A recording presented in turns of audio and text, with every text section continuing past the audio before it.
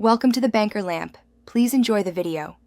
You start by opening the screenshot in a capable editor and immediately duplicating the background layer so changes remain reversible. Once done, zoom into the green marker area and inspect whether it's solid, semi-transparent, or scribbled over details. That determines the method. Make sure you have the eyedropper, lasso, and healing tools visible.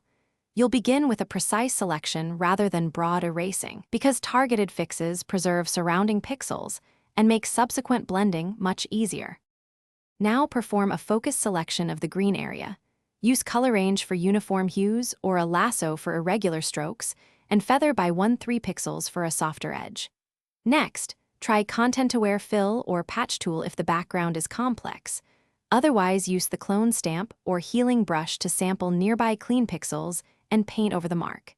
Make incremental passes, reducing tool opacity to blend natural texture, and toggle the duplicate layer visibility to compare progress and avoid overcorrection. Finish by refining edges and texture.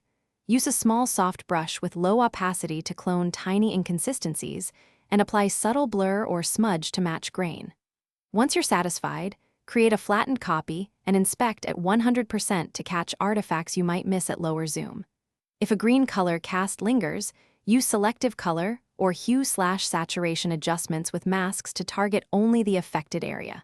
If things go wrong, revert to the duplicated layer and repeat the targeted passes rather than starting over. Thanks for watching. If this was helpful, leave a like and consider subscribing. See you next time.